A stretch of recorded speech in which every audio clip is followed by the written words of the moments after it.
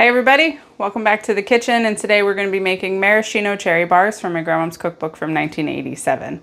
It's been a while since you've been here, but nothing has really changed. We just dealt with some illnesses and a lot of winter blech, right?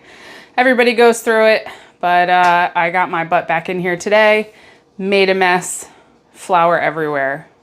We're past it. We're here now. So let's get started with what we have going into the crust of our maraschino cherry bars. It is going to be 2 cups of flour, 1/3 cup of sugar, and 3/4 cup of softened butter or margarine. As you can see, mine looks like whipped butter, and that's because I didn't know it had to be soft. And I didn't have it out, and time's a wasting, so this is what it looks like now. So first, you want to make sure you preheat your oven to 350 degrees. I've already done that.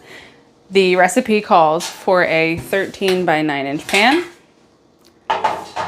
Doesn't matter if yours is the one that your grandma had 40 years ago. A pan is a pan, and if it works, it works. That's kind of what I have going on over here. You're going to take your flour.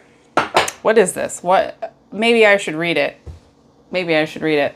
We know that this cookbook has the most basic directions ever. So the directions for the crust literally say, combine all 3 ingredients in a bowl and blend.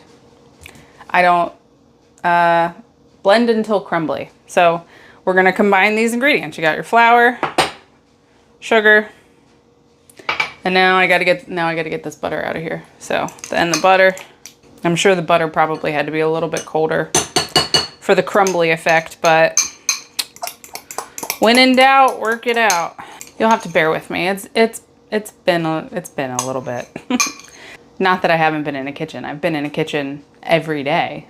I'm always in a kitchen. I'm in this kitchen, I'm in my work kitchen, but talking to you, that's just gonna take me a minute to get used to again. So I'm gonna attempt to crumble it with this. Maybe a fork, maybe the fork. All right, so we're gonna try with the fork first, kind of see what happens here. I don't really know. I mean, the next step is to press it into the pan. So I guess it just has to be, I don't know, man. I don't even know how this is a crust. I mean, I get it, it's butter, flour, and sugar, but I would think like a graham cracker crust or something, some butter. And man, the 80s are weird. Some of these recipes are weird. I guess you had to do with what you had. Unless this is just like a crust and I'm just being weird. It's kind of working with this. I think my butter was fine. Oh, I'm making a mess. All right, I'm gonna switch to this. Let's switch to this. Let's see how this cuts in. Are you happy that it's almost spring? I'm happy. I don't do well in the winter. My husband and my son do great. They love the winter. They just left for their like second to last little skiing, snowboarding excursion. I think this is probably good. So this is what I always do this. This is what it kind of looks like crumbled. So now you're gonna take your pan and you're gonna stick it in the pan. Blend until crumbly, like this, and then press this mixture into an ungreased, not a 13 by 9 inch pan. And then bake at 350 for 12 to 15 minutes. So let's get it in the pan. I picked this recipe because I love cherries. You know, it's a recipe in the book. We're getting to the point where I'm not even sure like what she actually made or used. I try to go by the dirty pictures. I try to go by the pages that look the dirtiest, you know, like they've been used the most, but sometimes you just gotta pick a page and, you know, go for it. I think I did it. I don't know. So now that this is smashed on the bottom of this pan, we're gonna stick it in the oven that is preheated to 350 for 12 to 15 minutes. Remember, start with 12, work your way up if you need to. I don't know what this is supposed to look like. Does it say? Oh, until lightly browned. So let's get this in here. So now that our crust is in the oven, let's take a moment and go over the ingredients that are going to be going into the filling of the bars. First, you have 2 eggs, slightly beaten, slightly. Don't beat them too much. 1 cup of firmly packed brown sugar, 1/3 cup of flour, 1½ teaspoons of baking powder, and 1/2 teaspoon of salt, 1/2 teaspoon of vanilla. This is a 10-ounce jar of drained and chopped maraschino cherries. You save the juice for later. And 1/2 cup of chopped walnuts. So again, in a small bowl, combine all the ingredients, mix well. It's easy peasy lemon squeezy. The hardest part of this was chopping the cherries because it was literally, actually, that's a lie. The hardest part was the flour because it got everywhere and it was not happy to see me. Next hardest part was the cherries because when I was chopping them, they were squirting me. There was cherry juice everywhere. Anyway, let's put all this stuff together. So I don't really know what to start with. Usually we start with our wet ingredients, but it's not like a cake. I don't really know how to do this. So I'm just gonna plop in the brown sugar, 2 eggs, the flour, baking powder, and salt, vanilla, the tiniest bit, cherries.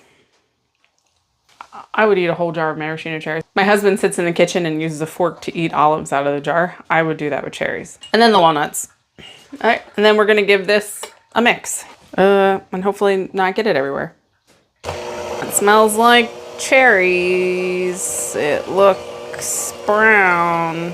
I don't know. Rev her up a bit.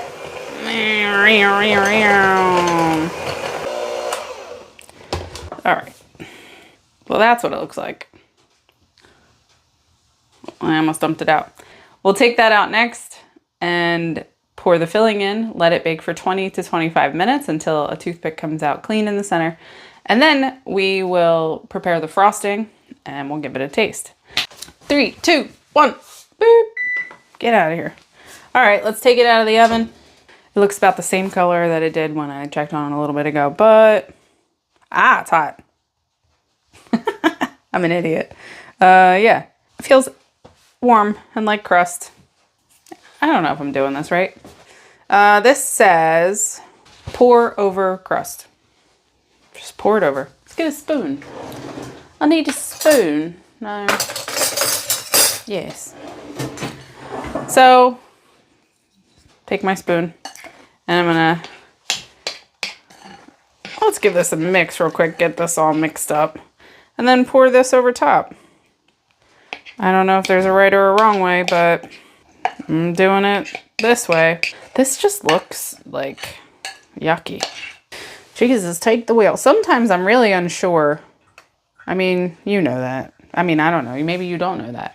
Sometimes I'm really unsure, especially when it comes to baking. Like this. This is just like melting down into it. This is a lot different than the last bars I made. The last bars I made weren't liquidy, like at all. This is what it looks like in the pan, if you can see it. I don't want to do that too much. It's probably spreads down to the sides a little bit.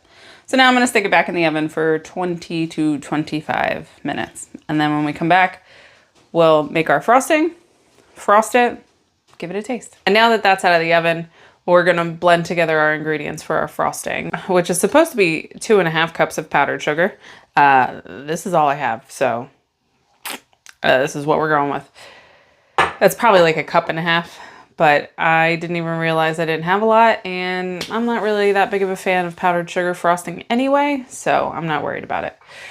2 tablespoons of softened butter. The reserved liquid from the cherry juice is supposed to be about 2 to 3 tablespoons of this cherry juice.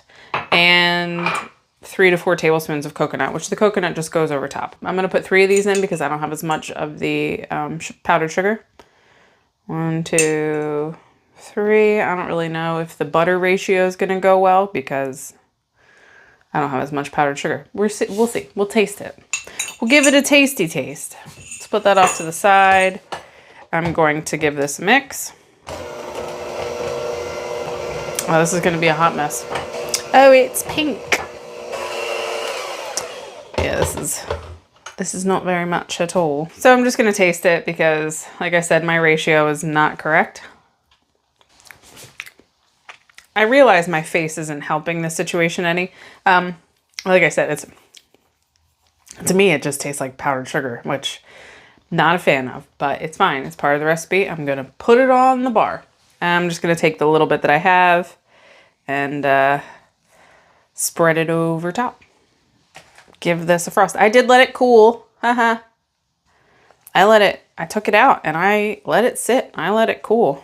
I didn't take it out of the pan, but it shouldn't be really hot. Definitely don't have enough frosting, but that's fine. I don't think anybody in my house is going to care. I don't even know if anybody really is going to eat this besides me. My husband might, which is fine. You know what? I'm cool with this. It's better. It's a thin layer. I'm also kind of just spreading this topping around as well. The cake is a little moving. That doesn't even make sense. I picked this recipe because of the cherries. I didn't read it before I told all of you that I was going to make it. And I was like, oh, I love cherries. It's coconut in it. I don't even really like coconut. I don't like powdered sugar frosting. I could probably just leave all that off and just eat the bar and see how it tastes. But that isn't how you do it. You got to do it the way the recipe says. Otherwise, what's the point? That looks like something. So now we're just going to sprinkle some of the coconut, flaked coconut on top. Minimal. Actually, you know what? Now that, since I've grown up a little, my taste buds have changed. And I can tolerate coconut. Coconut is okay. Spinach? No. Coconut? Okay. So with the coconut on there, that's what that looks like. I'm going to cut me out a corner, I think. The crust, I don't know, because you weren't supposed to like spray it. And it's, oh no, it came out pretty good. Oh, look at that. So, do you want to see the crust? I don't really know. I never really know how to do this. That's what the crust looks like. That's what the top looks like. It looks like it's a pretty good filling to crust ratio. It doesn't look too bad. I don't know. The crust smells good, but it's pink. It's full of cherries, and hopefully it tastes delicious. Let's see. So, cheers. Maybe I was wrong. There's a lot of flour to this, so it almost feels dry, and that frosting makes it really sweet. The crust probably could have been a little thinner. Can I get real close? It seems really thick. I mean, they look equal. They look equal in ratio. Making a mess. But the crust is dry because it's simple. Like it's just the butter, flour, and the sugar. I barely tasted cherry. A little bit, but let's give it another bite. I don't know, man. It looks like the picture, besides the lack of frosting. But the cherry flavor is really lost. You could probably put more cherry juice in the frosting, and that might bring out some of the cherry flavor. But I feel like the maraschino cherry flavor is lost. Like, even when you take a bite of it with the cherry in it, like, you can't taste it. Maybe it's the flour, because there's so much flour. It's just an overwhelming, like, dry, bland, but like sweet. I don't know. I don't know how to explain it. And then random walnut. It's really sweet because of the frosting. I wish I had made some with, I wish I had, done it without the frosting. Let's see if I can get some without it. Let's try this. That tastes like walnut. It's weird. Maybe I just don't like it, but I don't know how something can feel so pasty in my mouth and dry at the same time. Well, I guess that was pink for Valentine's Day, and that's about as useful as that was. I'm actually a bit mad that I wasted a whole jar of maraschino cherries. I could have just been popping cherries. Instead, now I have this really full 13 by 9 inch pan with something that I'm not gonna eat. I'll save a piece so my husband can try it, but I think it's probably gonna go in the trash, which is unfortunate. I don't like it. I'm gonna go thumbs down. I'm gonna go thumbs down. So for me, this recipe is a negative, Nancy. I don't like it. I'm not all about that life. So unfortunately, I haven't figured out what we're gonna make next. So give me a minute. Maybe this. Yes. This. I found it. I'm gonna put the cardboard in it so I can find it again. So now that I've figured out what we're gonna do next time and the sun has gone down, next time we're gonna be making Mexican beef and dumplings from this cookbook. How authentic that is, I don't know. I'm also not Mexican, but it seems like an easy recipe. It seems like it's gonna be tasty and something that me and my husband can eat for dinner. So here's the recipe.